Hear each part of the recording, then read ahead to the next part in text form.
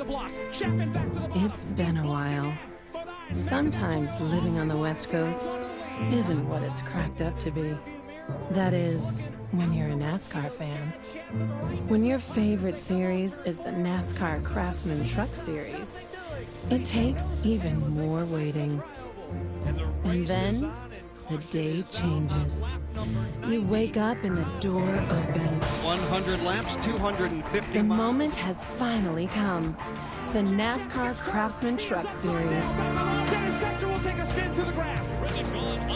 All in the top 10. On the inside, it's Paul Down the inside lane. 36 masters of art and entertainment.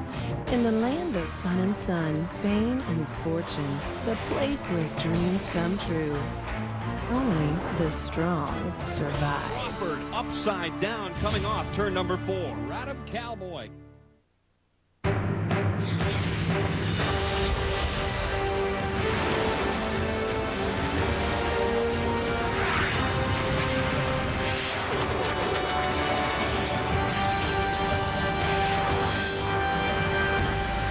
Over. California truck fans, we're at the base of the rain-soaked San Bernardino Mountains for race number 2.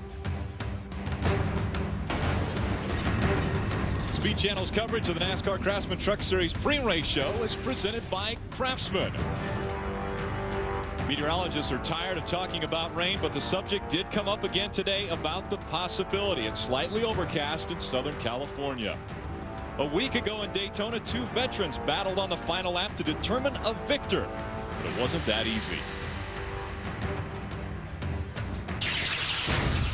Nobody is sitting down at Daytona on their feet for the finish in this one. Now there's trouble. Cars in the fence. Bobby Hamilton will win the Florida Dodge Dealers 250. I think you're exactly right. The field is automatically frozen when the caution flag comes out, and it looked like Bobby Hamilton had taken the lead. Scoring-wise, Jimmy Spencer is just ahead of Bobby Hamilton on the scoring charts. Now we have to wait. I did not appreciate what Bobby did to me. He turned me sideways like that, and but that's life. He was trying to win a race too. He cut down on me. He's lucky I didn't turn him around. He's lucky he's in a Dodge. I believe I won this race. I know that. Bobby Hamilton just asked, can I drive it to victory lane now? Congratulations. Like I said, it's I believe in the system. I wouldn't accuse nobody of nothing. I said, I sure hope they check that. Guess what? You're second today, buddy. Yeah, I know. I can't believe that. That's hard to believe. Take another look at this. When the yellow light comes on, Bobby Hamilton is in front. See if we can see him go on here. Bobby's definitely ahead of him. There's the yellow light coming. I'm telling you, to me, that would be irrefutable proof that Bobby Hamilton would win this race. This is what NASCAR racing is all about, and I'm just happy to be a part of it. Bobby Hamilton is coming off that momentum from Daytona win, but it all comes down to whether he can keep that momentum going tonight. Now, he has never won a race here, but he has plenty of experience leading laps. He'll start 18th tonight. It'll be a long night for Bobby Hamilton to make his way up to the front. Let's check in with Ray. Well, thank you, Wendy. You know, I was looking back on the records, and I think I've done about 350 victory lane ceremonies. But last week was the first time that I ever saw a driver in his truck come into victory lane and not get to stay there. Jimmy Spencer in his Ultra Wheels truck here tonight has a good truck. Can he go to the front and win? Possibly. But guess what, folks? They found a broken oil cooler on this truck just moments ago, and they've replaced it. So once again, Gentleman Jimmy has to go to the tail of the field and try to work his way to the front. We look at the Ford top 10 point standings from one race. Pretty much dominated by veterans, with the exception of Brad Keselowski. He's the only one under the age of 30 in the top 10. Tonight's command to start engines comes with a different twist. That's coming up next. Speed Channel's coverage of NASCAR Craftsman Truck Series pre-race show is brought to you by Craftsman, celebrating 10 years tough of the NASCAR Craftsman Truck Series.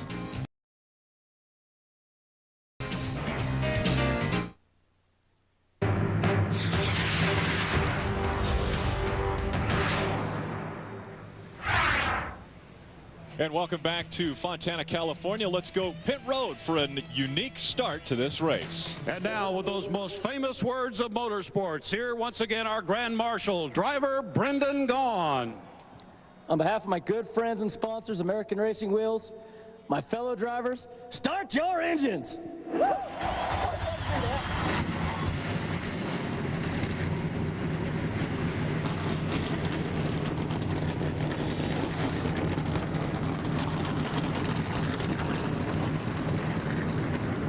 Brendan Gaughan, the Grand Marshal of the American Racing Wheels 200, giving the command to start your engines.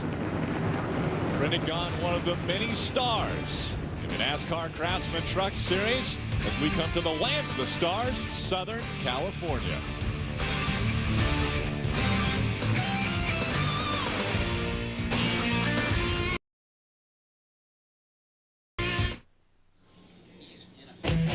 Welcome to the NASCAR Craftsman Truck Series American Racing Wheels 200 on Speed Channel. Hello everyone, I'm Rick Allen alongside of Michael Waltrip and Phil Parsons. Breaking news in the Truck Series. Jack Sprague showed up on Wednesday on crutches because on Wednesday he actually broke his foot falling off of his roof while trying to clean the gutters. So what does that do to Jack Sprague's chances tonight? Well, Rick, NASCAR rules dictate that whoever starts the race gets all the points. So Jack Sprague is going to tough it up. He's going to get in that truck. He's going to start the race, hope for a caution flag so he can get out and put the 2002 Craftsman Truck Series champion Mike Bliss in his truck. The earlier the better. The more time he can give Mike Bliss to catch up, work his way back to the front, the better. Michael, what's it like to run around here one-footed hurt? Well, you know, Phil, some drivers like Richard Petty and Harry Gant, they raced everywhere using one foot, braking and gassing with the right foot. My feet are too big. I get them all mixed up with the pedals down there. I got to have both feet on the floorboard, and I know Jack's that same way. So he just needs to get out. He's in pain. He can't do the job he's used to doing. He doesn't feel like he can go win the race, but he thinks that truck can, and he knows Mike Bliss can get the job done behind the wheel. So he's going to turn it over to Bliss, and should be interesting to see. Well, Michael, you just came off of the track moments ago from a cup practice. Tell us a little bit about this track with the Craftsman track description. Well, it's 2 miles in length. The turns are definitely two distinctly different turns. You run low or high on either end. It just depends on what you want to do. There's multi-grooves at this place. A lot of speed racing down into turn 1. And for me, it was just a little bit too narrow, Rick, because I bounced into the wall during my cup practice. So it could be a little bit wider off turn 4, and I'd like it better. We're going to have 36 trucks starting this race. This is your Craftsman race analysis. The race is 100 laps, 200 miles, a purse over $600,000. Our pit window is about 40 to 45 laps. That means nobody will be able to make this race on one pit stop. Let's take a look at the Domino's starting grid. Mike Skinner. He's claimed a pole at this track before, but it was in the Cup Series back in 2000. He'll start on the pole and just outside of Mike Skinner, David Starr in a very fast Chevrolet. Darrell's got his 2 trucks up in row 2. He's got Rudiman and Huffman both right there near the front of the field. There you see on the inside of row number 4, Todd Cleaver really wants to put Daytona behind him. He had such horrible luck down there. None of it his own making, but unfortunately he lost a couple trucks down there. Bobby Hamilton will drive the 04 again tonight. That's the truck he won in last week. There's Shiggy. Pretty impressive qualifying by the Toyota gang here. Yeah. There's our last year's winner, Todd Bodine, in the 66 truck, starting outside row number 13. We've seen him really rally from the back, though. He'll be good in the race. You can bet on that, Phil. Wayne Edwards, Robert Presley getting in on time into this field. Jason Rudd and Derek Cope are the 2 truck drivers that will be going home, not being able to make the 36 truck field. We'll be riding along with a couple different drivers, one of those being Chad Chaffin. In the number 30, he'll start in the 15th position. Here's Jack Sprague. We were talking about him. Jack's out there right now in some pain, but he will try to run this truck to the first caution flag so he can get out. But he will get all the points that this truck earns tonight, because this Truck Series point battle always goes down to the last race. There's no way that he could afford not to get the points for this race. He's got to tough it out. Mike Skinner will start on the pole, as I mentioned. By winning tonight's race from the pole position, Skinner can win $4,000 for his team. If Mike doesn't win from the pole tonight, then another $2,000 again will be added, and the purse will grow in increments of $2,000 until somebody wins this award. $50,000 available this year. There's Mike Bliss standing by. They practiced this driver change in the garage area. It'll go real smoothly, I guarantee you. And Bliss could very well win this race. I think it'd be really interesting to see how well he runs in this truck. He knows those guys. He's used to that team. We could see a real story with Bliss. Michael, you're exactly right. This is the exact same team that he won the championship back in 2002 with. And he actually has won this race. The inaugural race at California was won by Mike Bliss in 1997. Let's go down trackside to Windy. Rick, I want to tell you about one driver that started with 1 truck and 1 engine 8 years ago, and tonight he makes his 200th consecutive start, and that driver is Rick Crawford. You see he has a special paint scheme on his truck tonight. He is the first driver to hit the 200th start mark in the Truck Series, and if you're into superstitions, Rick Crawford is in the number 14 truck. He's running chassis number 14, and he starts 14th tonight. Ray? Well, Wendy, Michael said that it was possible that Mike Bliss could win this race tonight. I think it is very possible, but no driver has ever got in as a substitute and gone on to win. But who is the guy you should keep your eye on if it's not Mike Bliss? Well, how about the number 1 of Ted Musgrave? He's won here 3 times and finished 2nd last fall. Musgrave is driving a truck they call chassis number 36. It was very bad last year when he raced it at Las Vegas. He said he hated the truck. So what they do, they tore the body off and put a brand new one on and went to the wind tunnel. Musgrave said he's got the truck to beat tonight. He said all the other guys here have brought a knife to a gunfight. Pretty confident in Ted Musgrave. Wow, I like that. Thinks he's going to win the race. There's Crawford's hood. You can see the special paint scheme. Phil, anytime I was driving truck 14 with the number 14 on the side and qualify 14th, I usually finish about 14. So I'm not into all that numerology like my brother is. Rick's looking for a little bit better than 14. We would like to welcome our men and women in uniform serving around the world and watching tonight's race on AFN, American Forces Network. We want to thank you for all you do. We hope you're enjoying tonight's telecast wherever you're stationed. Remember, we're always standing behind you. This is going to be some good stuff here. This track is perfect for the trucks. You're not going to see the... I bet you nobody turns over in this race, which is always a good thing to say before a race starts. We hope nobody turns over. Last week, how many did we have? A couple? Yeah, I had a couple. Randy Kaiser's taking the pace truck down pit road. Mike Skinner sets the pace. The green flag flies, and we're underway. Most of you fans won't recognize that 75 truck on the outside. That is David Starr. The first time I think that truck has not been its traditional blue and white. In the history of Spears Auto, I mean, as far as their association with racing, they've always been blue and white.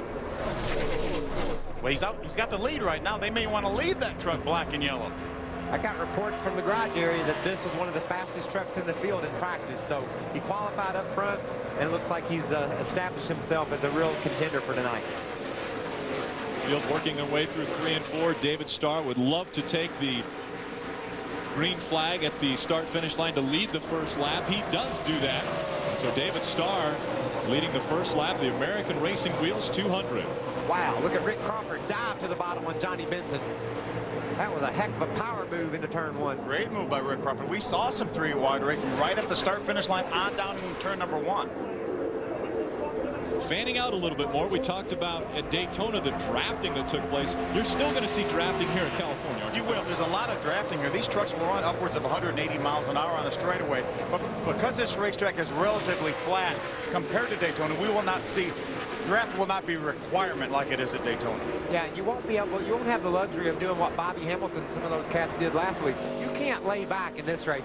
You got to put your truck on go, and when they throw the green flag, you got to plan on driving straight to the front and staying there. That's how you're going to win this race. How long can Jack Sprague stay in that truck with a broken heel? Good view of Jack right there. You see from his onboard. Looks like he's going to try to make a move on the inside of the 07 of Sean Murphy. Jack's being shown right now in the 31st position. He's going for 30th. Thought better of it. I talked with Jack earlier this week after showing up here, and he said his biggest fear is if he is involved in an accident, it could shatter his heel. Right now it's broken, but if he gets a hard hit on that, it could shatter it. And so I'm sure he's trying to be cautious, but at the same time doesn't want to back up. What about Matt Crafton? He drove that 88 truck around the high side into 2nd place. We've got smoke, it looks like, coming out of one of the trucks going into crash. 1. Problems coming out of turn number 2. Ken Weaver's involved in that, as well as the 66 of Todd Bodine, our last year's winner of this race. Wow. Todd lost an engine in qualifying. That's why he had to go to the very back of the pack, and that's the danger of starting in the back of the pack. You're behind everything that may happen. And so, unfortunate instance for Todd Bodine and Ken Weaver, but right now Jack Sprague is feeling very good that he's going to be able to get out of that truck and get Mike Bliss into it. tremendous break for Jack Sprague and Mike Bliss. Jack will be able to come down pit road, more than likely not lose a lap, be able to change drivers, and Mike will have over 90 laps left in this race to try to get back to the front. And plus, Jack can call up the pit crew and say, this thing's a little bit loose, or it's pushing, I might need an Mike might need an adjustment, so it'll give them a chance to work on their truck, get the right guy in the truck that they think can win the race, and get it done early, like you said, Phil. See, Jack, he's looking right now, he's adjusting his belts, he's trying to loosen the belts so when Mike gets in, he doesn't have to loosen the belts before he can buckle them. Wow, I know he's disappointed. He won the race here. Just the last time we were here, Todd won, and now not even 10 laps in, he's out. Let's take a look at how this took place. Coming off turn number 2, there's the 08 of Ken Weaver. Looks like he just gets loose, overcorrects, and catches Todd right up against the wall. What a horrible break for Todd. He told us before the race, he said, I'm telling you, this truck is better than the one I had last year, and he won the race with it. I think it looked like Ken Weaver may have hit another truck. Yeah, he just got loose. And when he got loose, he slid to the inside, hit Spencer in the side. That shot him out to the right where Todd had elected to go. Todd made the right move. Ken Weaver spins out. The high side's probably the way to go, but he caught Spencer. That shot his momentum back to the outside. I think it was Spencer. Pretty hard contact with the outside wall. Thank goodness for the safer barriers. Oh, wow. You don't, I can't even tell you what those things mean to a race car driver. Todd Bodine, driver of the 66, making his way to the ambulance. He'll take him to the crowd. They'll take him into the infield care center. And here's a look at Jimmy Spencer's number 2. He did make contact. Now, he tore that thing all to pieces last Friday night at Daytona and still was leading on the last lap. Here comes Jack Sprague for the driver change. Did Jack undo the winning net? Right. Well, these guys are all ready for him down here, Rick, for sure, as Sprague has already told him that he was a little worried there because the field was so spread out. He said, are we going to have enough time? His spotter, Dave Fuchs Sr., said, don't worry about it. Just get that thing in here. He's got his belts loose already. They've also got the window net down. So the guys will go to work here on helping Sprague out. The most important thing is for him to get out gingerly. The guys go on the inside. Michael Bird is there. We also see Scott Punch. They let him out. George Stone carries him out of the truck. Now Bliss will get in. This is fairly routine. They'll have plenty of time. They'll get the belts on. Now you saw that Bliss already had his Hans device hooked to his helmet as he gets in. One guy on the inside of the truck will help him get his right side belts lapped up. They'll get that pulled across, and I don't think there'll be any problem for these guys to get this driver change done.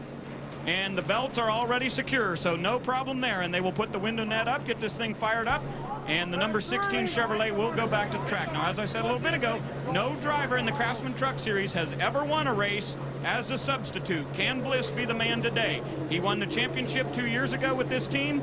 He knows what their trucks are like, and he practiced this truck yesterday quite a bit. The window net is going up, and they will definitely get this done without losing a lap. NASCAR officials standing by, watching to make sure everything is buckled up and safe for Mike Bliss. Jack Sprague stepping out of the number 16 in place for Mike Bliss to take over for the rest of this race.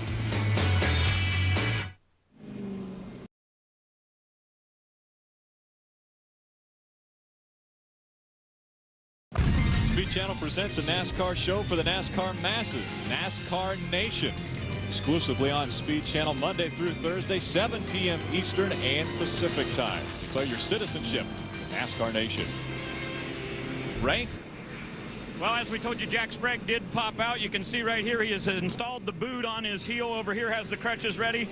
Jack, what's your foot feel like? It don't feel good. I mean, I've never experienced this kind of pain in my life, and to have to get out of that truck, it's pretty tough. The Chevy truck Chevrolet is awesome. Mike will do a great job in it. Just it's tough. I'll bet. Jack Sprague out of the truck. Mike Bliss, the replacement driver. Again, Jack Sprague out of the truck because of a broken heel he suffered on Wednesday.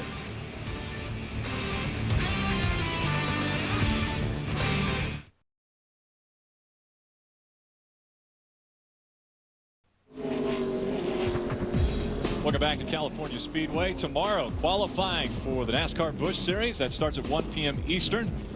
Watch and see how Michael Waltrip qualifies for the Busch Series. My race car says corn dogs on the side of it. How cool is that? I always wanted a car with a corn dog sponsorship, and now State Fair's on board with me, and the car looks groovy. That qualifying for the Stater Brothers 300. Again, 1 o'clock Eastern on Speed Channel. You know, we saw how much damage Jimmy Spencer had to the side of his truck. Michael, he never even came to pit road. That's when the spotter, Phil, I guarantee you, with binoculars, looked at the side of that truck and said, it's all behind the front tire. I don't think we lost any front fender off the thing. I believe it'll be fine. Jimmy's going to trust the spotter and say, okay, we'll go forward with that. Then he'll probably yell at him if it doesn't work out that way. Well, how difficult is that? We talked about the speeds, 180 miles an hour, and you're driving around, and you're not so sure about the right side tires. Well, you find out real quick what you got when you get to the corner, Rick. It's not about the condition of the truck as far as is it safe or not. It's all about how well it's going to handle. You know, when you get to the corner, if it sticks to the road, then you say, fine, I don't care what it looks like. And we saw him getting a wreck on pit road last week at Daytona, tore up the whole front end, still came back and almost won the race. What a great run Matt Crafton has going in that 88 truck. Look at Ron Hornaday, looks to the inside, and the number 6 Goodwrench Chevrolet. You know, a lot of talk throughout the garage area was about the strength of the Toyotas here in California, but there's 2 Chevrolets that are just right on it.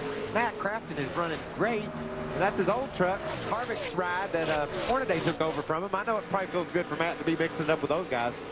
You mentioned Toyotas. That's 3 Chevrolets up front. We've got David Starr, Matt Crafton, and Ron Hornaday in our top 3. There's a 24 for Wayne Edwards being shown the black flag. We saw some smoke coming out of his truck. He did make his way to pit road. Our pole sitter, Mike Skinner, drops back to 4th in this line. Look at that, Phil. What a competitive race. What a competitive series the trucks are. And golly, it just looks great seeing them all filtering down into turn 3.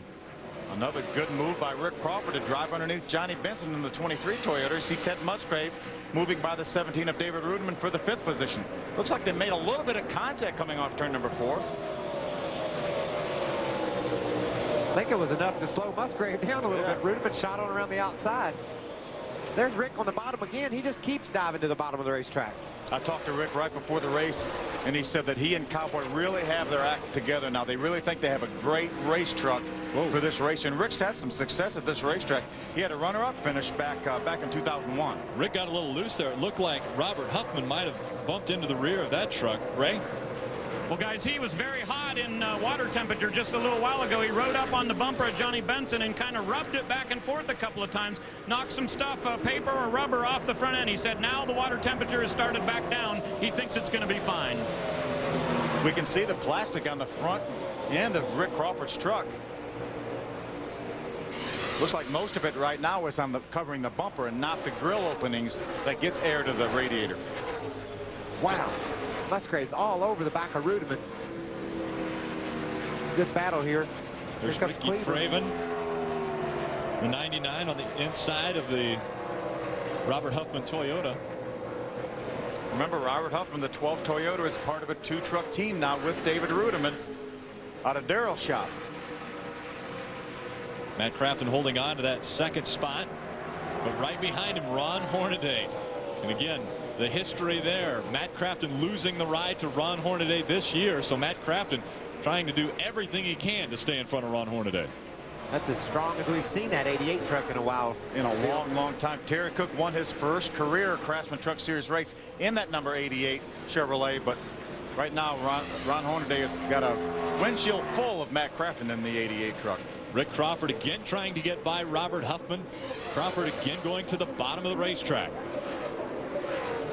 You can carry momentum through the corners if you run around the top, Rick, but a truck that's handling better can get to the inside and make the pass, but it's a really day's work. It's a bunch of work to get underneath the guy and to complete the pass. You see Crawford, he's beside Huffman, but he just can't clear him yet.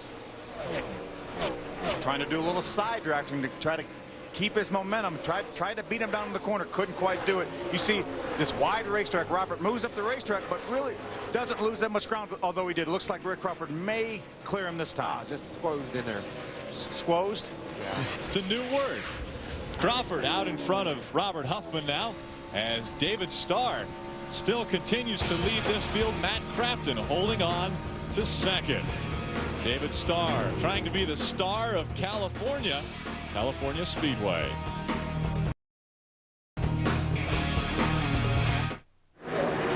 Welcome back to the American Racing Wheels 200 in Fontana, California. David Starr in that newly painted Spears Manufacturing number 75 out in front. And right behind him, look at this. 2 wide, 3 back. 3 rows back. 2 wide racing. See Robert Huffman in the 12, Brandon Witt in the 38 side by side. There's Chad Jeff, and what a horrible ride he had last week at Daytona, upside down the backstretch. And of course, that's the truck that won here the last time we visited. Tom Bodine behind the wheel. One of Arnold Germain's 2 trucks. Shiggy Artori is the other truck, the team truck. There's Bill Luster. He had a great run going at Daytona.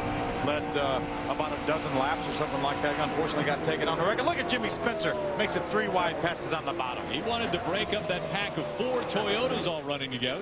He throws his Dodge in there and makes it 3 wide when they go across the start-finish line. Jimmy's got the side of that thing roughed up. He's ready to let the rough side drag. He wants to get with it. Got a truck going real slow over in turn 3. Looks like, I don't know if he'll make it back or not. Could cause a caution. Big pack of trucks here. You see Jimmy Spencer lead this group. Robert Huffman second in this group. Brandon Witt. There's a 77 of Brendan Gaughan, our Grand Marshal for this race, our honorary starter. What was he? Grand Marshal. Well, you got to be impressed with the one truck right now, Phil. He's in traffic, but he's able to keep on moving up. I think he's going to go up there and visit the leaders here in a little bit. Tracy Hines in that number 13. Michael mentioned it. Don't know if he's going to be able to make it down pit road or if a caution will come out.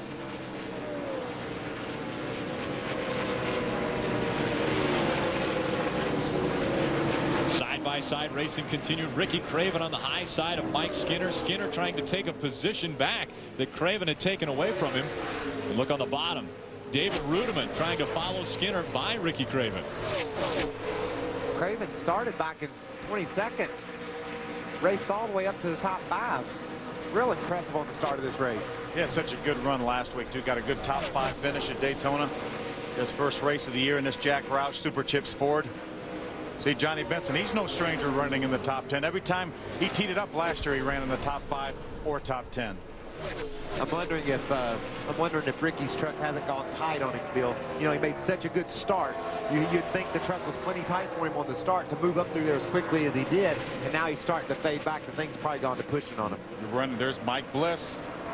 Amazing story. We have Jack Sprague having to get out of that truck because he broke his heel on Wednesday. So he started the race to get the points, but now Mike Bliss has jumped in to finish the race for Jack Sprague. Already back up to the 19th position. He looked for a way around the 22 of Bill Luster.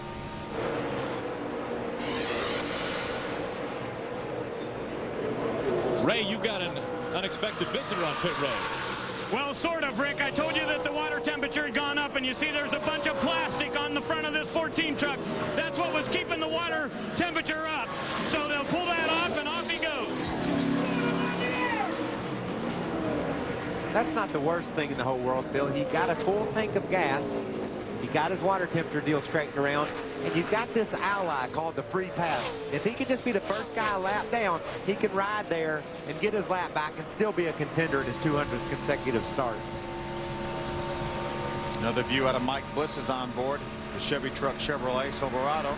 That's something you have to use in your race strategy nowadays. You have to kind of plan and know that thing's out there. Know that maybe if you've got a problem, you can fix your problem at pit road and take advantage of that rule as the race progresses. It's not the kiss of death like it once was. Before, if you would have made an unscheduled pit stop, got a lap down, you would have to be the best truck here to get a lap back. Not anymore. One caution's taken place at California Speedway. That took out the 66 of Todd Bodine, the 08 of Ken Weaver, and the 13 is off the track now as well.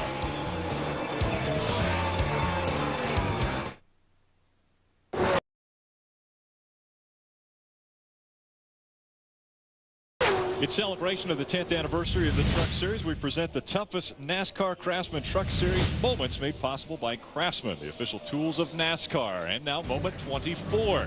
It's not about a race, but a procedure. In the early years of the Truck Series, NASCAR did not run live pit stops. Instead, they would call a competition caution at the middle of the race and bring all the trucks to pit road. This was in place as a cost-saving measure for the competitors. but it was also necessary at many of the early venues as the small bull ring tracks around the country could not accommodate live pit stops. In July of 1998, that all changed when NASCAR decided to utilize the same rules that were in place for the Cup and Busch Series. Live pit stops was one of the final steps to legitimize the Truck Series as one of NASCAR's top series. And it continues to show drama as we're in the second event of the year, California Speedway.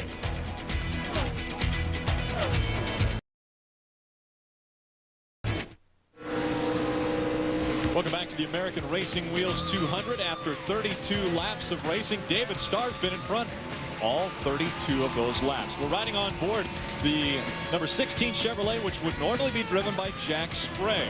But because of an incident on Wednesday, this took place. Caution came out early. Jack Sprague made his way to pit road. There's Mike Bliss, the 2002 Truck Series champion. Jack came in the pits. Mike jumped in the truck, and he's already got that truck back into the top 20. Just gained another position up into 14th right now, 33 laps into this race. The incident I talked about on Wednesday, Jack Sprague actually fell off of his roof. He was cleaning his gutters, fell off his roof. He said it was about 16 feet in the air and broke his heel. So he was not able to stay in that truck for the entire extent of this race. That pains me thinking about it. Mike Bliss, familiar with truck racing, familiar with California Speedway. He was our first winner in 1997 at this race. That's a little deceiving. It said he started 11th. He actually had, Jack Sprague started the truck, had to go to the back of the pack because under NASCAR rules you cannot change drivers and keep your starting position. So he had to go to the back of the pack. There's Shiggy Hattori, the 9 truck. Now he's getting his sea legs under him, Phil. We've seen him run within a 10th of a second of what the leaders are running. He ran 42 flat, right what the leaders are running. Then the next lap, he's off to run 44 flat. That's just because he doesn't have the experience or the knowledge or the confidence to get out there and understand exactly how to do this job. But if you've got speed, which he shows he has speed, you can learn everything else. And one thing that's, when we're talking about Shiggy Hattori right now, Shiggy Hattori just went behind Rick Crawford. So Rick Crawford is actually the first truck now 1 lap down. So if a caution would come out, the free pass goes to Rick Crawford, who came down pit road under green flag conditions to get tape off of the front end.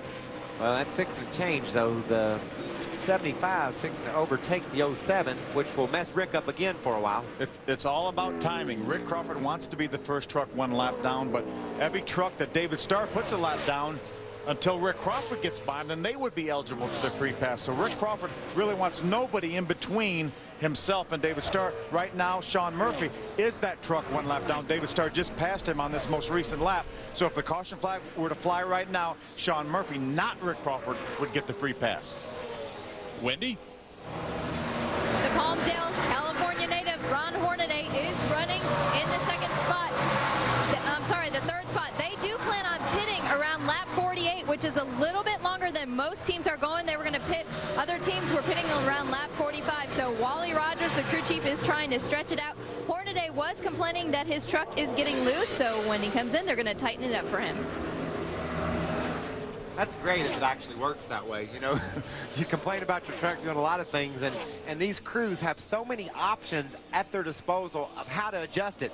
In a 14, 15-second stop, they can make 4 or 5 different changes to that truck in hopes of making it handle better. Hornaday's reporting to them what that truck's doing right now. Johnny Benson is running him down. There's going to be a battle for that third spot here before long. But these drivers and teams really don't want to make more than about 2 pit stops, so they really want to try to nail it down and get the adjustments that they need for these trucks, because the more time you spend on pit road, the more track position you lose, even though it may be under caution. So they want to be able to, they know they have to stop twice. They want to be able to get this thing dialed in so they don't have to lose their track position late in the race. David Starr continues to lead. He's led every lap so far. The American Racing Wheels 200. Ted Musgrave right on his heels.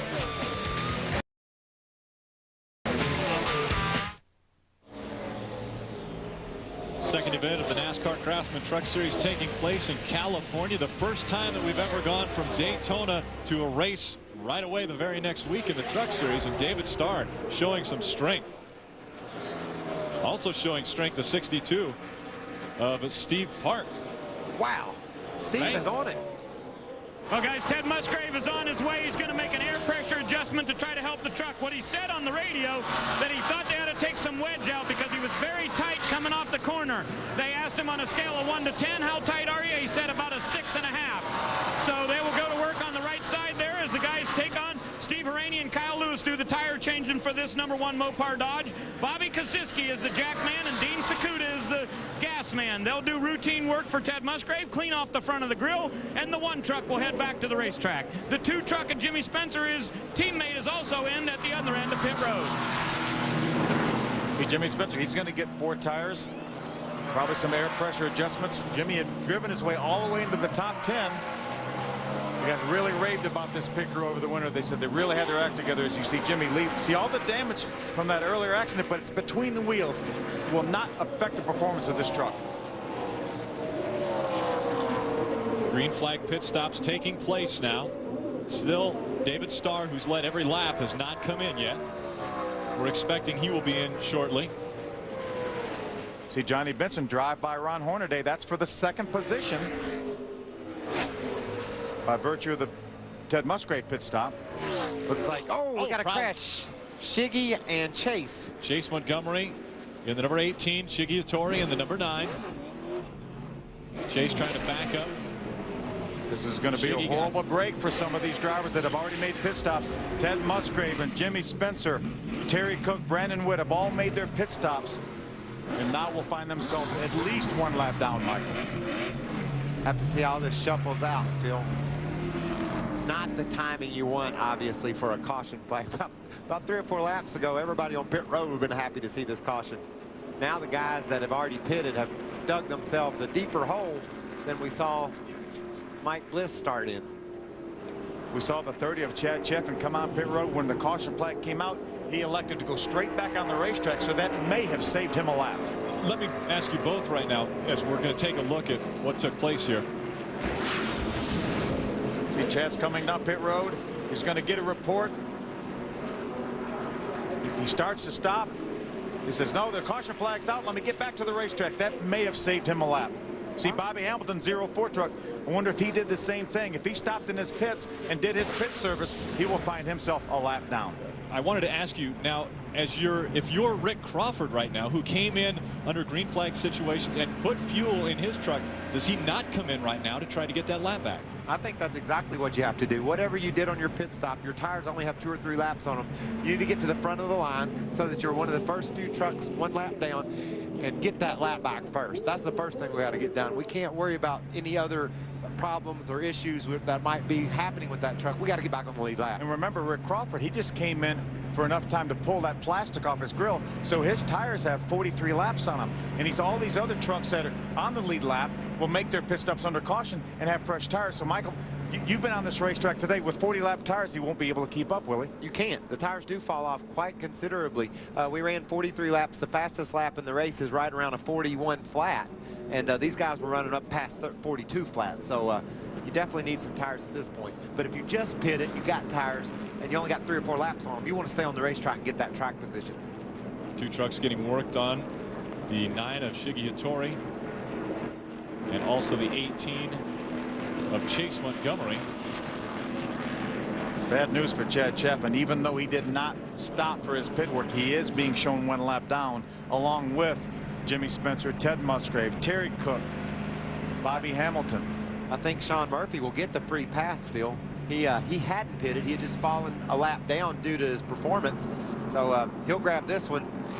See who gets the next one. It'll be a good fight to see who gets this next one with Rick Crawford and Chad Cheffin, Bobby Hamilton, Jimmy Spencer. You've got so many good trucks now by virtue of the fact that they had already made their pit stop that they're all finding themselves 1 lap down, and there's only so many free passes to go around. And when we saw Chad Cheffin come in there, he was going pretty quick, and by virtue of him not stopping, it looked like he may have run over an air hose that the tire changer had already come across the other side of the truck. That should be a pass-through, isn't it, Phil? I think that would be a pass-through penalty. A lap penalty. See, Bobby Hamilton's 04 truck is back on pit road. What's up with that truck? He's not running like we see Bobby Hamilton run on these tracks. You know, Michael, I think he probably drove the smartest, as smart a race as I've ever seen anyone run last year. Now, last week at Daytona, and he won the race. Now, a lot of people, you see the hood up right now, so he may have some problems. A lot of people have good strategy, but it doesn't always work. It worked perfectly for Bobby Hamilton. It could not have worked better. I wonder if he was maybe adopting a similar kind of strategy, knowing there's going to be a couple, 3 caution flags in this race, maybe ride around for a little bit, save my stuff. You think? I don't think that works here. I bet you that there's something wrong with that truck. He doesn't like the way it's driving. It's got a miss. Something's going on with it that's kept him from running toward the front. I thought it was pretty cool last Friday night after the truck race. Dale Jr. called me up and he said, Bobby Hamilton made all them other guys look silly. You know, he didn't tear up his truck. He rode around. He waited till the time to go, and he went and he won the race. He said, you know, anytime you have a plan like that, a lot of times a young driver, a team will say, oh man, this isn't any fun. I got to go up middle of all that. Bobby owns his truck. He don't care what anybody else thinks. He had a plan and he stuck to it and won the race. What a great race that was last week. And his plan really started at the beginning of the week. He ran 2 laps of practice prior to qualifying, saved all his tires. He actually had another set of tires in the pits had he needed them, but he had the same plan. He stuck with it for the entire week, and he ended up in victory lane. Here comes our leader. David Starr brings the lead lap trucks down pit road. Let's go down first to Windy. Ron Hornaday makes his way into his pit stall, maintaining the 55-mile-an-hour pit road speed. His crew goes to work. Jason Meeks on the front, Kyle Ketchman on the rear, Jason Tate jacking. The truck was a little loose, so they made an air pressure adjustment. Everything looks pretty routine here in Ron Hornaday's pit. Ray?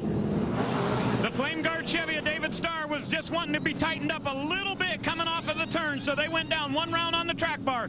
4 tires and gas for these guys. You see the 23, Johnny Benson, he wanted to go up on air pressure on the right front and down on air pressure on the right rear. The 75 will be just barely beaten off pit road by the 6 of Ron Hornaday. They had a good race there, but Starr will lose the lead to Hornaday. Good pit work by Wally Rogers and his entire team for Ron Hornaday. So the first truck that's been in front of David Starr all night is Ron Hornaday. We're under caution number 2, California Speedway. That is Chase Montgomery's number 18 trying to make his way down pit road.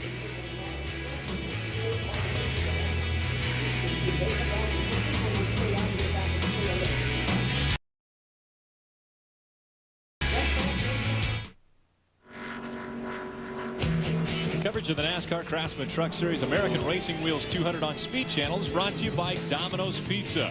Get the door. It's Domino's, the official pizza of NASCAR.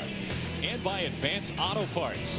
For the best parts, people, and price, ready in advance. Haven't heard a lot about our series champion, reigning series champion, Bobby Hamilton, right? Well, guys, we knew that Bobby Hamilton was running a little bit hot. I had heard him say earlier that he was 270 on water, so we knew that they needed to do something there. But apparently, just like Rick Crawford earlier, they had some sort of a piece of debris blew up on the front of the truck there. He said it was clear, though, so the spotter couldn't see it. And he said the water temperature just kept going up, so they had to pit there to get that down. Bobby said the water temperature is on its way back down, so maybe things are rectified there. He'd gotten back in the pack there because he was trying to run outside of the group to get fresh air in to the radiator. It wasn't helping any as he was at 270. He is being shown 1 lap down. There's several trucks 1 lap down.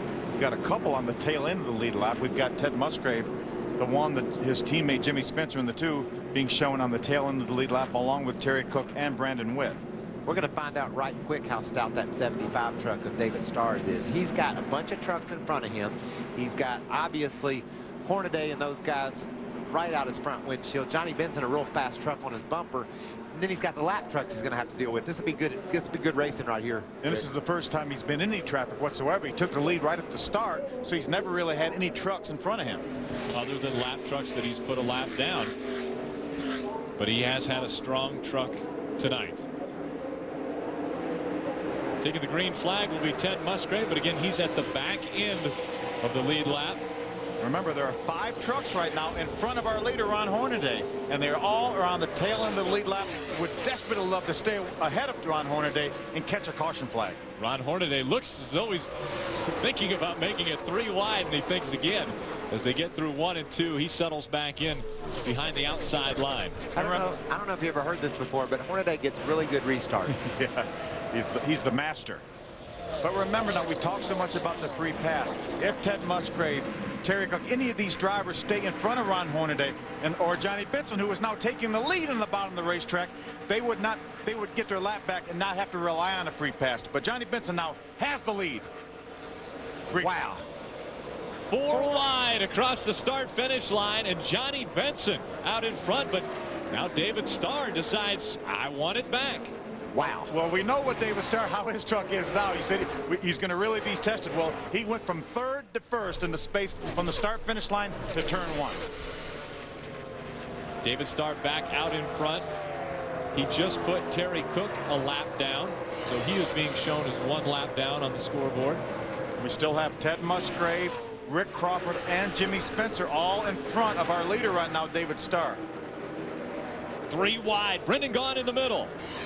Dennis Setzer, the 46 Silverado on the inside. That's Robert Huffman, the 12 Toyota Tundra on the outside. And here comes Bill Lester around the top side. New sponsorship on that truck. Rallies this week.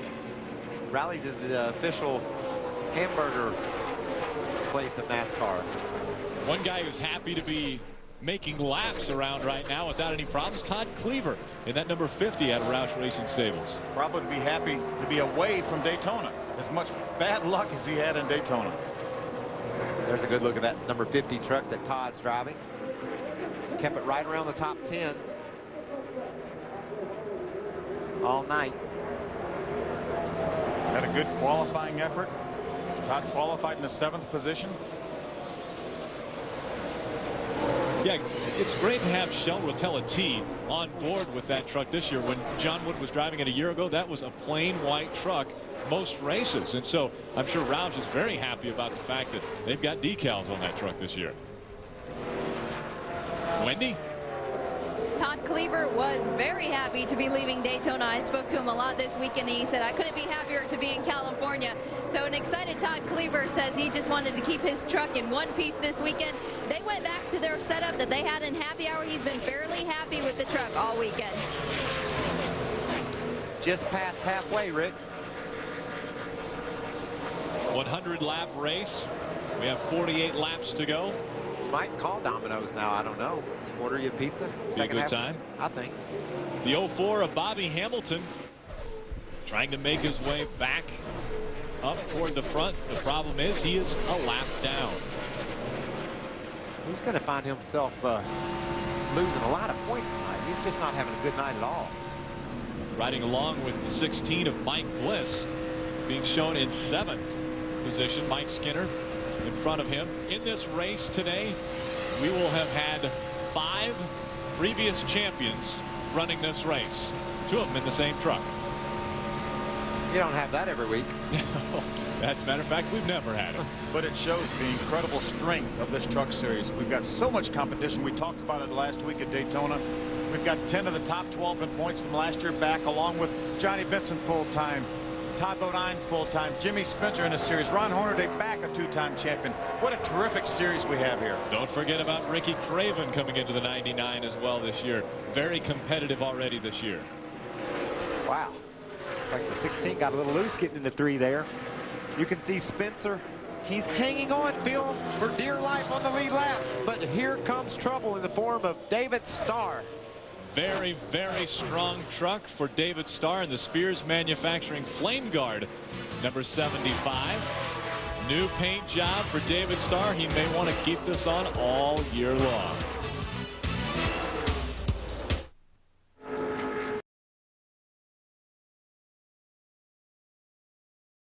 Welcome back to the American Racing Wheels 200. We're under the 3rd caution of the evening, and we're riding or viewing at Deborah Renshaw in that Easy Care number 8. She was actually the reason for the caution coming out. Let's take a look. Coming off turn number 2. Watch for the red truck. She's on the inside of a truck. Looks like Brandon Witt, the 38 truck, on the outside. everything's normal for a little while, but then the air gets robbed off that rear spoiler and she couldn't hold on to it. We see that happen all the time. You saw the roof flap deploy. She couldn't quite hang on to it. Going to get another view. So you're on the inside. It just robs that spoiler of the downforce it needs, the air it needs to keep the back of these trucks on the racetrack. Move to the front. David Starr in the Spears Manufacturing Flame Guard number 75 continues to lead.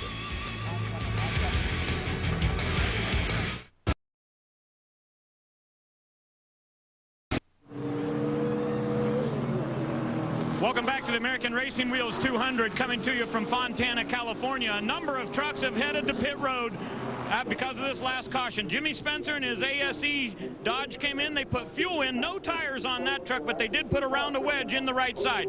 That was at lap 57. Mike Skinner also came to pit road, but he did put on 4 tires on his Toyota Tundra.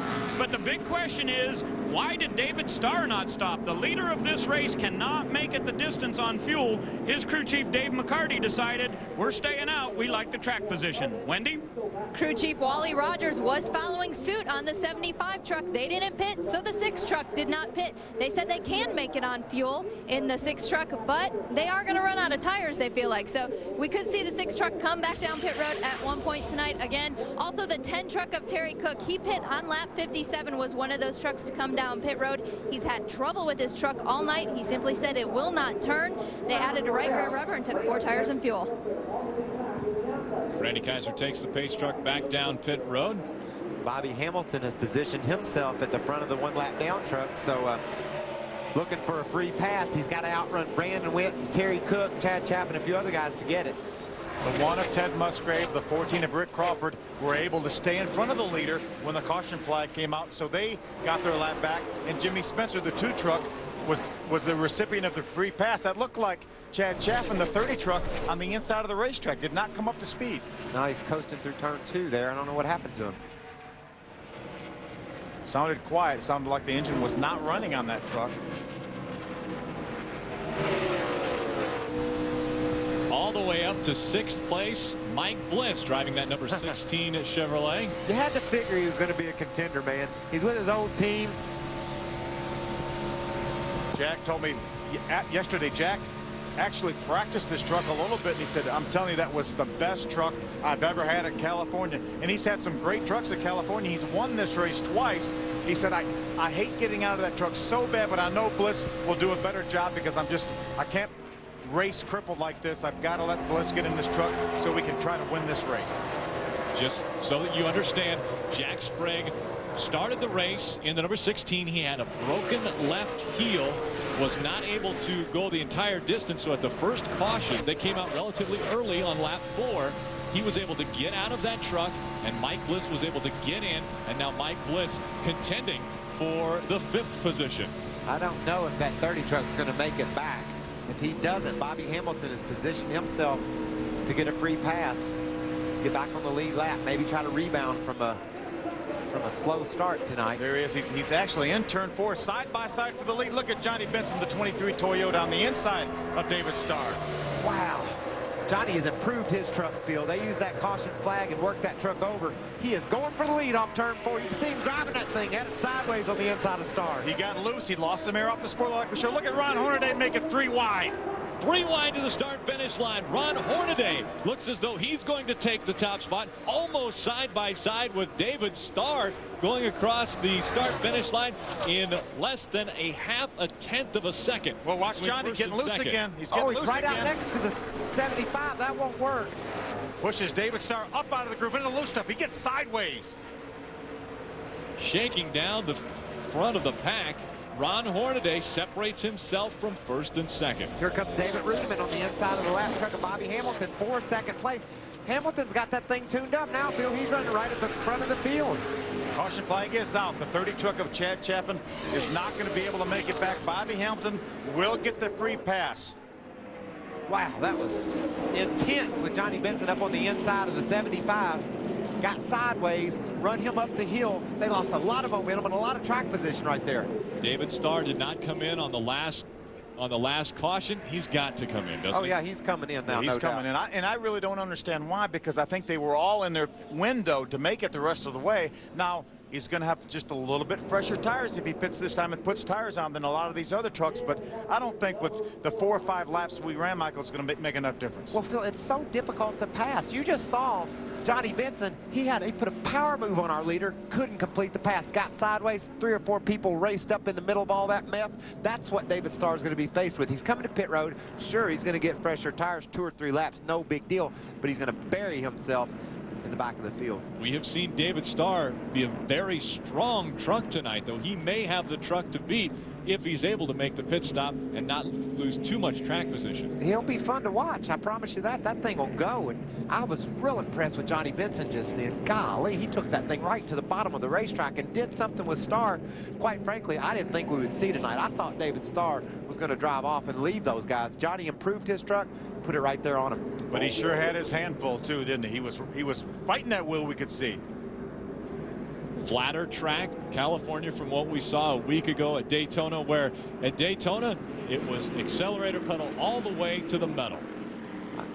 Wendy?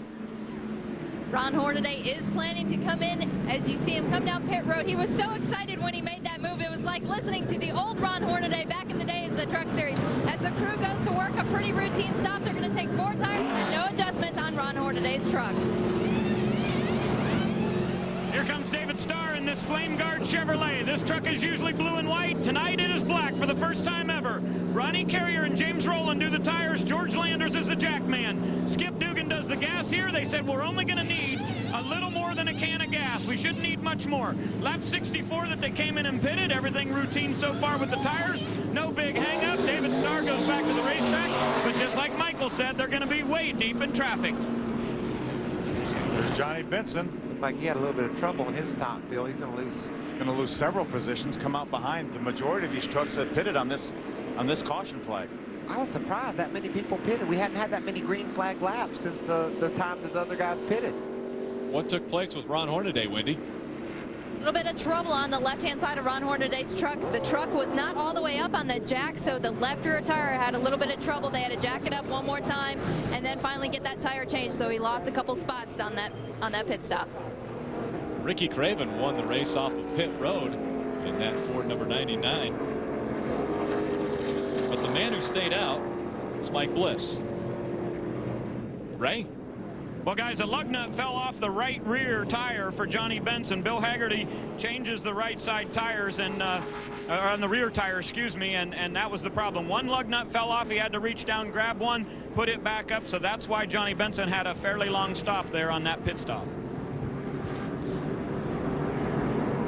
We'll have about 35 laps to go, 34 laps to go exactly when we get this race restarted. It's going to be very interesting to see how many of these trucks that are going to come from the back can make their way all the way back to the front. Some guys stayed out. Heading that list is that man's truck that Mike Bliss is driving. That was Jack Sprague. He got out of the truck earlier, and now from the back to the front, Mike Bliss is leading this race. I like that strategy, Phil. Well, let's take a closer look at the Premier Division of NASCAR in our next Nextel Cup update while we're under our 4th caution. Look at the points, Michael. There they are. They basically mirror the finish from Daytona. Jeff Gordon claiming 3rd Daytona 500. What a great run by Kevin LePage. A good top 10 finish in a under-financed car compared to the rest of these drivers. Terrific job. Kevin LePage had difficulties getting through tech today just to get out and practice a little bit. I don't think I could build one of these cars to pass tech. You ought to see all the gauges they put on them before they go on the track. Heck with trying to build it to be faster than everybody else's. I would just be proud if I could build one that would pass tech. Those of you just tuning in, Jack Sprague is sitting on top of the toolbox because of the fact that he has a broken left heel. He started this race. He will get the points for this race no matter where the 16 truck ends up. They will be Jack Sprague's points, but that's Mike Bliss in that truck. And if Mike goes on to win this race, Jack Sprague would get credit for the victory. He would get all the accolades, the victory, the points, the money, and everything, and Mike Bliss would get a handshake. I bet he's going to celebrate a little bit, though, if Mike Bliss wins this race. He'll probably give him some money. That's about all he could do. I'm sure he gets that no matter where he finishes. The green flag flies, and it is Mike Bliss leading the field to the start-finish line. The guys that have been the dominant trucks all night long, Phil, find themselves back in 12th, 15th position due to the different strategies, the differing strategies. Bliss stayed out on that caution there to gain track position, as did Todd Cleaver, Matt Crafton, a bunch of guys that have good trucks. Now they've positioned themselves at the front. That guy right there, Steve Park, he is on it. That thing is handling great, and Steve has driven it straight to the front. Dennis Setzer, the 46 truck. We saw him earlier in this race battling with Mike Bliss. He stayed out. He's currently being shown in the top 5. Robert Huffman right behind Dennis Setzer. See Ron Hornaday, the black hood, Goodwrench Chevrolet, moving on the outside, bringing David Starr, the 75 truck, with him. 3 wide again as the field goes through 1 and 2. Unbelievable racing in the NASCAR Craftsman Truck Series, even on a flatter super speedway. Look at that. That's a beautiful sight, those trucks all battling. Mike Skinner to the bottom of the racetrack on the inside of Jimmy Spencer into turn 3. These drivers know we have just a little bit over 30 laps to go. It's time to go now. More than likely, the majority of these guys have made their last pit stop. We see Mike Skinner get a little bit loose in the middle of those 3 trucks. Now Spencer just drives right back around him. That's the way it works in the Craftsman Truck Series. You make one mistake, and the other guys are going to pounce on you. Jimmy Spencer taking the spot back. That's heavy traffic, Phil. See Brendan, the black truck on the inside of the 77, on the inside of the 5 of Mike Skinner. We saw him on the inside of Mike Skinner at Daytona. He lost control of the truck, caused a major accident. 4 wide, Deborah Renshaw bouncing around in the red truck with the racing stripes down the middle. That's the number 8 Dodge of Deborah Renshaw. Bobby Hamilton getting himself back into contention here. Don't ever count that. We marked him off a few minutes ago. Bobby Hamilton on the scoring charts being shown 18th, but he is on the lead lap, so he is definitely in contention. We've got 22 trucks currently right now on the lead lap, and the majority of them are in contention. And Michael, when you mentioned just a moment ago when this race restarted, we talked about guys like Ron Hornaday, David Starr, Johnny Benson, how well they're doing. Well, Ron Hornaday's moved all the way to 7th, whereas David Starr is still in 13th. As you mentioned before, Ron Hornaday helped his truck. It looks like David Starr, the changes that they made maybe didn't help as much because he's actually lost some ground. Ron Hornaday is driven towards the front, and David Starr is mired back in this major traffic. David Starr trying the higher line as he gets by Jimmy Spencer. You know, David Starr was out front, no traffic driving away from these guys. Now we put him in the middle of a mess, and his truck isn't working as good. You kind of expect that, Phil. If you got a perfect truck out front, chances are it might not be so good when you get all that air stirring around you. These trucks are running some of the fastest lap times that they have all night. This track in California is very heat sensitive. As it gets cooler, the trucks just stick to the road better, so the speeds will pick up. These guys are trying to wreck. I'm not kidding. So there's the 75 of David Starr, the black truck with the yellow hood.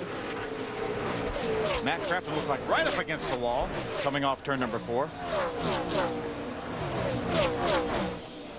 Mike Bliss driving the number 16 out in front of rookie Todd Cleaver. Out of the Roush Racing Stable, Steve Park, Matt Crafton, and Dennis Setzer are on top of the charts.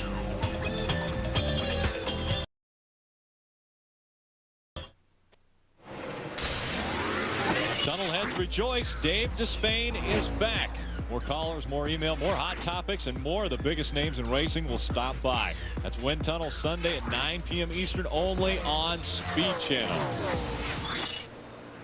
Ray? Well, guys, number 16 truck pitted at lap 45. I'm trying to find out whether they're going to have enough fuel to make it all the way. Bliss has done a masterful job of working his way up through the pack. So far, he has said nothing about the chassis. Said the thing is running really, really well. How about the 50 truck, Wendy? Rookie Todd Cleaver, his first ever race at California, doing pretty well in the second spot. He came in at lap 45 and got 4 tires. He also topped off at lap 57. Ray? The number 62 truck of Steve Park is having a problem with his carburetor. When he gets up tight on somebody's bumper, he says he seems to lose power. When he's in open air, everything runs fine. How about Setzer, Wendy? Dennis Setzer and crew chief Eric Phillips was trying to play a little bit of strategy. They came in on lap 57 to top off with fuel, but the wrench got stuck when they made a track bar adjustment. finish line. They came back in 1 lap later and changed 4 tires. Ray? Well, Wendy, you normally don't see a short track truck on a big super speedway like this, but the truck that Matt Crafton is driving tonight actually ran at 5th place at Mansfield last year with Tracy Hines. They know that's a really good truck, but they put a brand new body on it, and Crafton has said the thing was very tight off the corners. They've made adjustments on it and made it much better. For Robert Huffman, he has not said too much on the radio tonight, driving an old number 17 truck that David Rudiman did not race last year. This is a truck that just sat around in the shop. They haven't raced it until tonight. Now the number 75 of David Starr is starting to move his way to the bunt. After that pit stop, he said the truck just wouldn't go. But after the air pressures came back up, it seems like now that number 75 is back on kill. Starr has moved from 14th all the way up to 6th now. Now the number 23 of Johnny Benson. And David Starr gets sideways. It's David Starr who had just moved up to 6th, gets sideways with that very strong truck. Johnny Benson almost caught up with it, and he's able to keep it going straight. Michael, Rick, we've seen it so many times. He was on the inside. It looked like a Robert Huffman trying to make the pass, coming off turn 2, lost there off the spoiler, lost the back end, caught it, overcorrected. Man, look at the damage. Wow, what a fast truck, too. He was trying to pass Robert Huffman for the 5th spot. He came to life after that restart, fought his way to the front. I know he's just got to be very, very distraught. Just got to be brokenhearted. He knew he'd probably have the best truck here. He was making his way back, was racing back into the top 5. Unfortunately, just horrible damage to the 75 truck. There's Johnny Benson. He got caught up when David Starr came off the wall. He clipped Johnny. Johnny's probably will be able to make repairs. You see he has a flat right rear tire right there. Also the left front, he spun every which way, but kept it going in the right direction. Now these guys will come in, and starting on the left side, they're going to have to change their rights as well. That right rear's flat. We didn't get a good look at the left side, other than we knew he was going straight, but they're doing some cosmetic work to the left side as well. I don't think anything happened to the left. They need to change that right rear tire. I think they're coming around to do that. Was Setzer involved as well, or what's his problem? Yeah, he got some damage to the back of that truck. See a little bit of damage to the right rear corner of that truck. We can't really see the right side right now. Johnny's getting him a new right rear tire. There's David Starr. Look at him. I know he's just so disappointed. Anytime you just can't keep it off of a guy, Phil, you know, when you start feeling it slide up the hill and you just can't keep it off of him, it'll get sideways in 2 seconds. You're turning the wheels, Phil, to the left hard, trying to stay away from him, and then all of a sudden the air catches the back of it and around you go. Ray? Well, Michael, I've been very concerned about the 16's fuel. I told you they came in on lap 45. That was correct. That's the last time they got fuel. So the spotter, Dave Fuge Sr., just called down to Chris Showalter, the crew chief, and said, how are we going to be on fuel? He said, well, right now we're 2 laps short, so we need 5 laps of caution. Are we going to get 5 laps of caution here? We don't know. They said, well, yes, we think we will. We're going to roll the dice. If there's 5 laps of caution right now, they believe they can make it all the way to the end. That is, if there's no green-white checker. I don't think they can make it. But I don't know, obviously. Let's take a look at why we're under the 5th caution of the night. David Starr, the strongest truck in the field, gets sideways. That brings out our caution flag. Oh.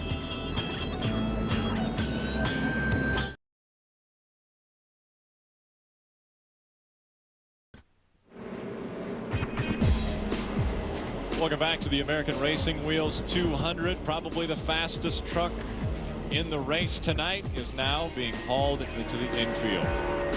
Take a look at how this took place. He was going for the 5th position on the inside of Robert Huffman. You see, watch him. He's going to try to stay off Robert Huffman. You see him correct it back to the right as he loses the back end, and then the thing grabs, and straight across the racetrack it goes. Hard contact into the outside wall, bounces off that, and he's going to come and catch the 46 truck of Dennis Setzer and really give Johnny Benson, the 23 truck, a shot. He also hit the concrete wall there, Phil. He had cleared the safer barrier, hit the wall where the concrete began. So I know that's a hard blow. Look, right there is the key to this wreck. He got sideways down on the bottom, slid up the hill, got next to Robert, and Robert barely slipped by. What a horrible break. Michael, you've been in that boat. You had such a good car last week at Daytona for the Daytona 500. You had trouble. Wasn't able to finish this race. When you've got probably the best car or truck and you don't you're not able to quite to pull it off. It's just so demoralizing, isn't it? Oh, it is. And I know David just can't even hardly breathe right now after what happened. But, you know, we see that all the time, Phil.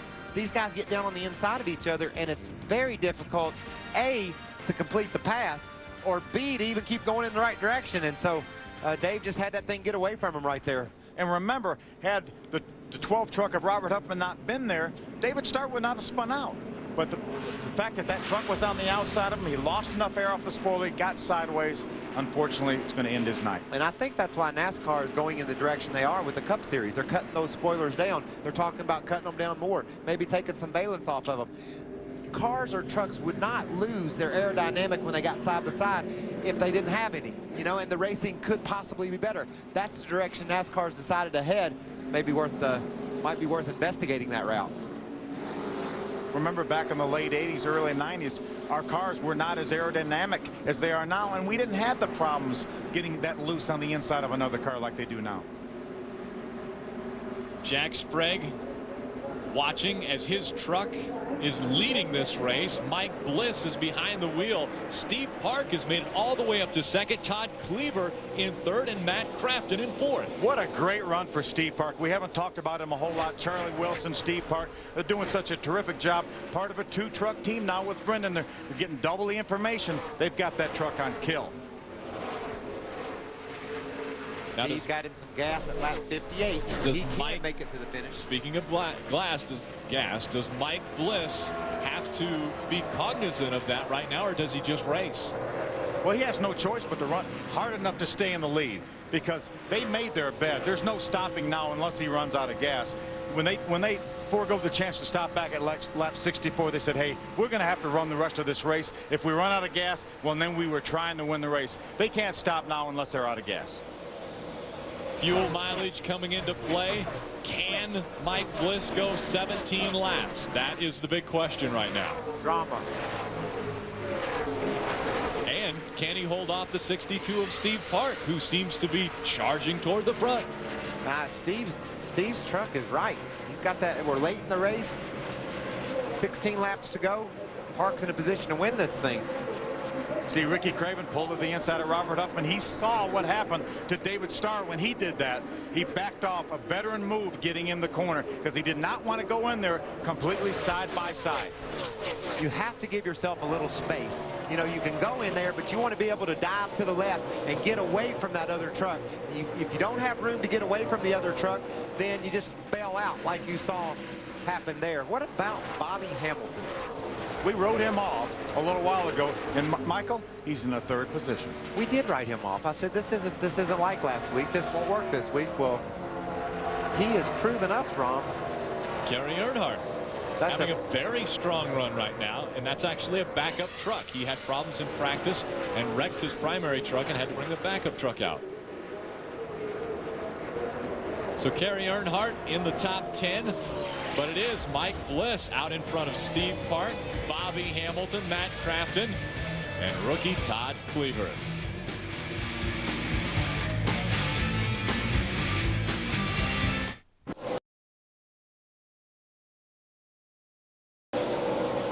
Welcome back to Fontana, California. We take a look at the Toyota Spotlight. This is the current running position for the Toyotas.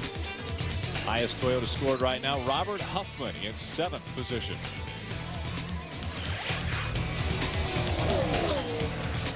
Toyota won this race last fall. Top Rhode Island driving the 30, Arnold Germain, Toyota. Let's go down to trackside and Windy. A disappointing finish for David Starr. Your truck was so good, but you took a hard hit. It's good to see you're okay. We're fine. I'm just disappointed for the Spears Motorsports team. Dave McCarty and my guys do such a good job, and I tell you, we had the right truck tonight. Our Chevy Silverado was pretty awesome. We were fighting our way back up to the front, and I got underneath somebody, and it just snapped loose on me, and I tried to catch it, and it caught, and I went into the wall. I messed up. I should have just spun it to the inside. Maybe we could have came in and put on some new tires, but I tell you what, we had a good hot ride tonight, and I'm just disappointed, you know, because I thought we had a good shot at winning the race, but that ain't going to be. But we'll be back at Atlanta. Good news is he's okay. Ray? Well, Wendy, David Starr's Chevrolet certainly was good tonight, but right now the number 16 is out there leading. And Jack Sprague, you've won 24 of these races. You've won 24 of these races behind the wheel, but have you ever won one sitting on the pit box? No, it's kind of cool. It kind of hurts, but I'll tell you what, he's doing a great job. And these guys they're hanging themselves on a limb here, and hopefully it'll work out. I mean, he's going to be really close on fuel, but Chevy Truck Chevrolet was awesome. I told you yesterday it was awesome. I wish I was driving it, but he's doing a great job. Hey, maybe we're going to come out of here with a win. All right, we'll see. I'm not sure if these guys can make it on fuel. 10 laps to go right now. Inside of 10 laps, can Mike Bliss make it to the checkered flag? We'll be back to find out.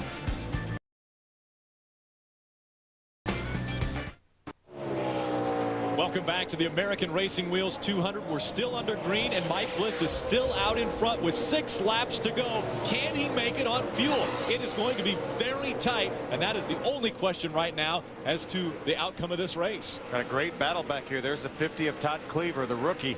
For Jack Roush, he's running 6th. Robert Huffman, the 12 Toyota, 7th. Ted Musgrave is 8th.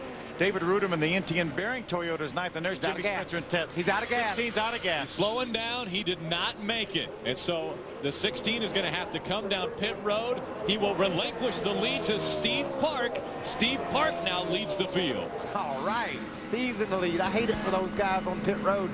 The 16 truck not making it on gas. They did everything they could to get Mike Bliss to victory lane, but just came up about 10 miles short.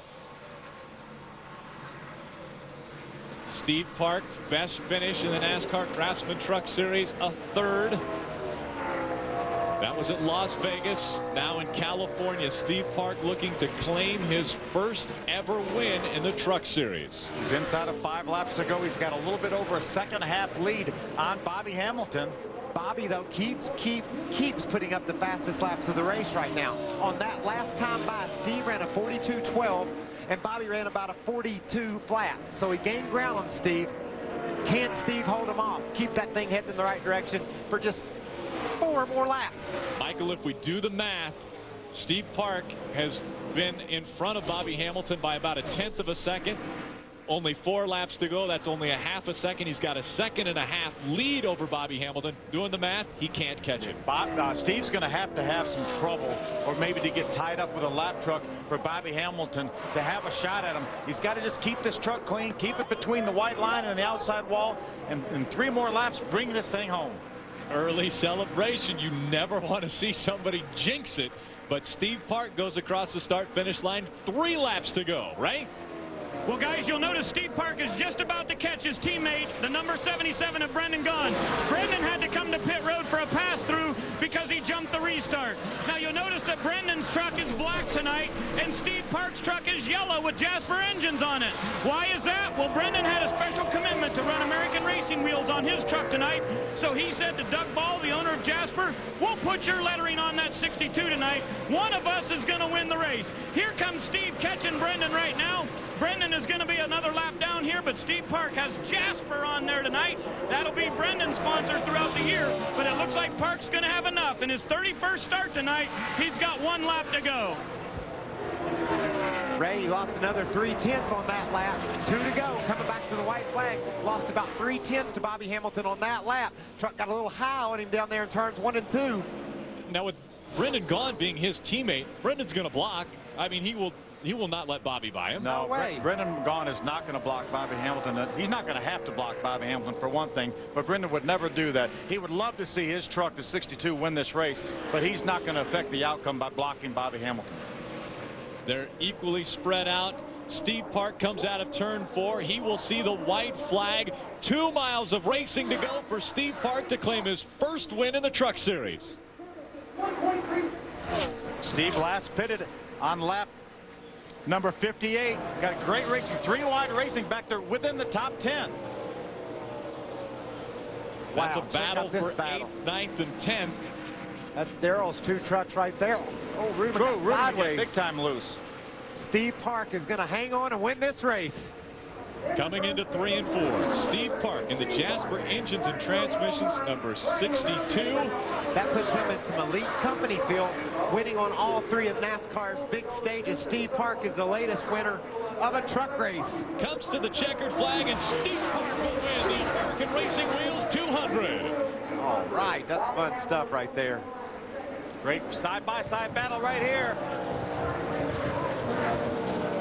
Todd Cleaver and Ted Musgrave side-by-side for the 4th position. Johnny Benson looked as though he went across the start-finish line, may have blown a tire. Able to keep it straight, and they slow it down, but the celebration starts for the 62. Steve Park winning in the Craftsman Truck Series. That's his car owner, truck owner, excuse me. You think that guy on the outside of him was happy?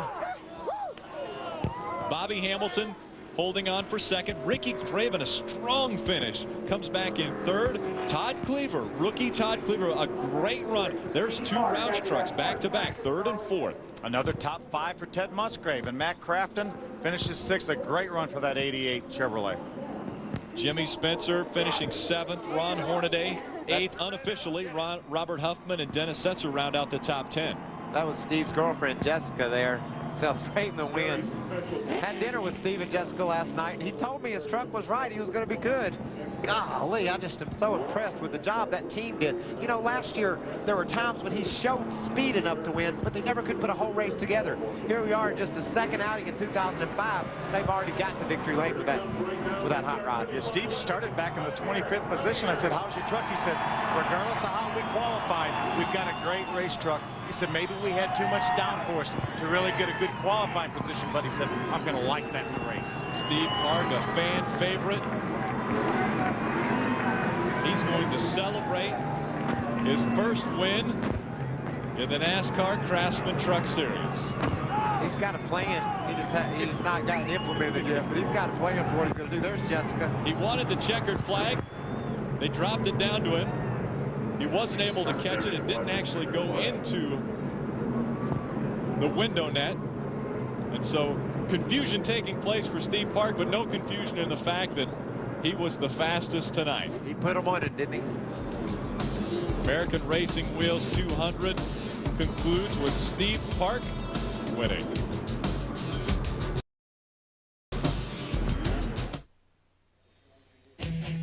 Coverage of the NASCAR Craftsman Truck Series American Racing Wheels 200 on Speed Channel is brought to you by Craftsman, celebrating 10 years tough of the NASCAR Craftsman Truck Series.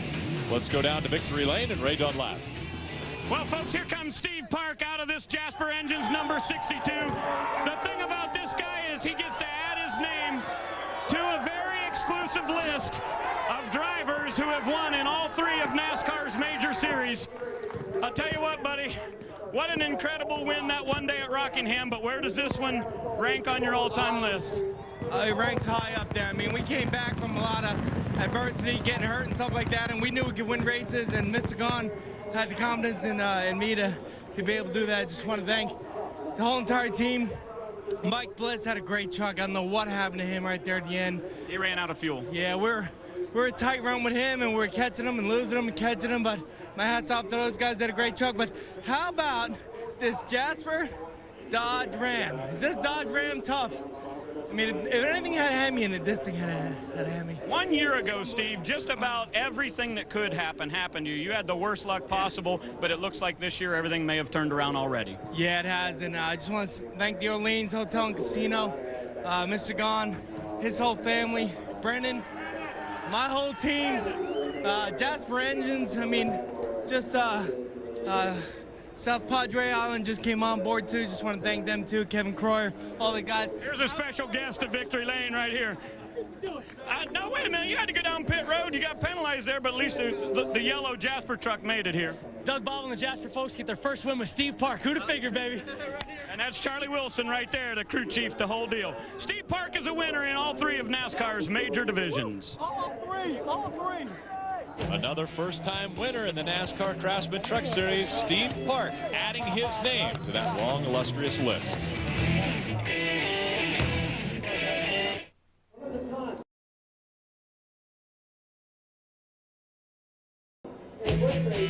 Speed Channel's coverage of the NASCAR Craftsman Truck Series post-race show is presented by Craftsman. Let's go down to Wendy, who's caught up with second place, Bobby Hamilton. What a day for Bobby Hamilton. You had temperatures pegged early in the race, went a lap down, got the lucky dog, and you finished second. Yeah, I mean, same as a rocket ship. I'm just really proud of the guys on the Bailey's Dodge. And, you know, after Daytona last week, good week again for Bailey's. I think Casey finished 11th, and the other Bailey's Dodge. I think Chase had some trouble, but Lufkin again, good night for them. Clifty Farms, Dodge again, first and second 2 weeks in a row. It's just a pretty cool night. What a way to start your 2005 season and give you momentum in the points. Well, we're going to try to hold on to that no matter what the critics say, but we're just having fun right now. It's pretty cool. The guys worked their tails off on this thing, and they didn't panic when the thing run hot. We communicated well. I was glad for Steve and Michael Gahn, great bunch of people. Steve deserved that, so get ready for Atlanta. With all the troubles Bobby Hamilton had tonight, he gladly takes home second place. Rick? Look at the unofficial results. Steve Park, 3.5 years ago, had the accident that a lot thought would keep him out of racing. He's shown that they were wrong. Roush had a great day. Ricky Craven in third, and rookie Todd Cleaver in fourth. What a terrific job he did his first time at California. Robert Huffman, the highest finishing Toyota in DW's truck there. You can see Johnny Benson and Ruderman also. Good run for Casey Atwood, and Deborah Renshaw came back from the spin on the back straightaway to get a solid top 20 finish. Rick Crawford in his 200th consecutive start, finishing up in 14th. Michael, did we talk about those numbers earlier? We did. Started 14th in the number 14. You said you usually finish 14th when all those numbers lined up like that. That's not. I didn't know that it would all work out like that, but I'm sure Rick saw it a lot differently. Steve Park started 25th. Was able to make his way up and claim his first NASCAR Craftsman Truck Series win. Popular driver in this series.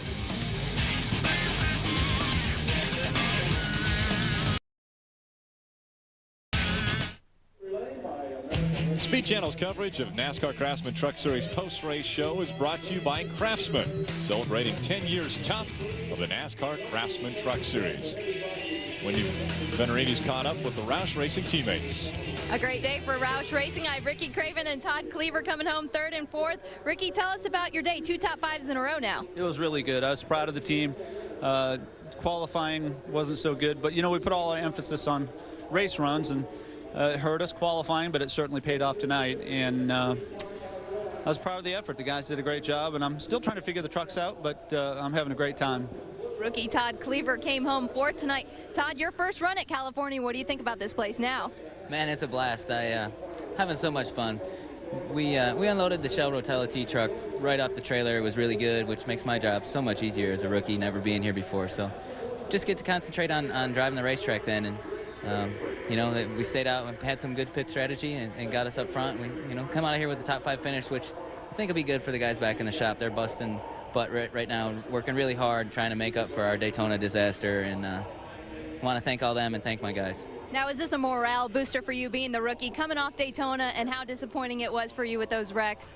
Absolutely. You know, to run top 5 in our second night out, and we're pretty much all a new team, and you know, it's just really exciting. Daytona went, I don't think it could have went any worse for us, but obviously we came back strong and looking to hopefully have a really good season, and I'd like to make this a commonplace for us. So. Roush Racing comes home 3-4 tonight in California. Let's check in with Ray Dunlap. Well, Wendy, it's time to get to Craftsman Tool Tech right now, and I want to show you a couple of brand new wrenches that they've got out here. You'll notice that the front end of these wrenches is very different than our standard boxed end wrench. You see how it's turned here? And it's got a different kind of a bite. Well, why do they do that? This thing is really good for getting right on top of the bolt that you're trying to get to. Now, you'll notice if I put pressure going this way, that this is the point that hits the bolt. If I turn pressure back the other way, this is the point that hits the bolt. It keeps them completely from rounding off, and it's easy to turn. But what's really great about these wrenches is the fact that the arm is so long on these things, you get about 35% more leverage. So whenever you're working on something, you can really put a lot of muscle into it. And this part right here will never round off a bolt. That is good to know, Ray Dunlap. Steve Park out of East Northport, New York, claiming his first victory in the NASCAR Craftsman Truck Series, joining 10 others that have won in all 3 series.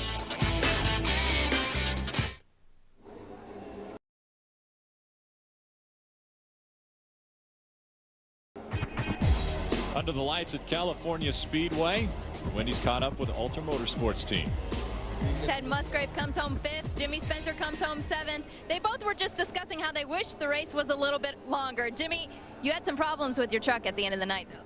Yeah, you know, right there when, you know, we all had pitted and, you know, the Team ASE Dodge guys, we had a good pit stop, but I guess somebody got in the wall and cut us all a lap down. And right then we stayed on the tail end of the lead lap. And right then I went into the corner and my truck just shut off. And then from that rest of the night on, it just started blubbering and missing. I'm like, Teddy, I think something happened in the needle in the seat or whatever, but we never gave up. We came back, got 7th, and rebounded from a lot of little mistakes that we can't let that keep happening. All right, good run for you. And Ted, you got caught up. You had pit and you got caught up under that caution and a lap down. You made it back up. Yeah, well, that's a product of nobody's fault. You know, lap 40 is our window. That's as much fuel as we can suck out of it. So same thing like Jimmy said, we pitted, and as soon as we left, the caution come out. But yeah, I was quick enough, a half a second faster than leader to stay up front and get my lap back. But then we made a pit stop to our last stop, and lug nuts fell off when by that time I had to start in the tail end along this line. And yeah, I got 5th out of it, but I'll tell you what, for California, what truck I had, you know, I'm disappointed with 5th because that thing should have won. But hey, the Mopar team's on a roll. 2 top 5s, but like I say, California, I just wish we had another race here. Like I say, you know, we had the right setup. This truck's going to Atlanta. It's a heck of a truck. Look out, Atlanta. Here I come again. Ted Musgrave, always good at California. We'll look for him in Atlanta. A good night for Ultra Motorsports. They come home 5th and 7th. Make sure to tune in on Sunday. NASCAR This Morning and NASCAR Victory Lane has more of Jimmy Spencer. Steve Park doing the hat dance in Victory Lane.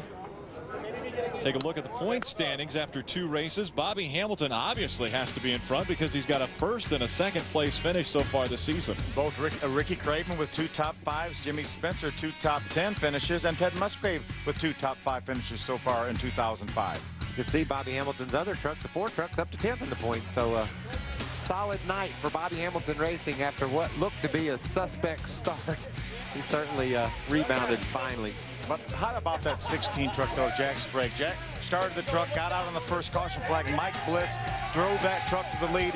Had it not been for a little pit strategy that went awry, he would have been in victory lane possibly and not Steve Park. But what a great job that Mike Bliss did in relief of Jack Sprague. Todd Cleaver, another guy who did an excellent job today, coming off of such a difficult first race of the year at Daytona. And having a great finish here, finishing up in 4th. And a lot of things taking place tonight. There were only 5 cautions on the evening. One of those being one of the strongest trucks, the 75 of David Starr. The story was Steve Park winning his first ever NASCAR Craftsman Truck Series race.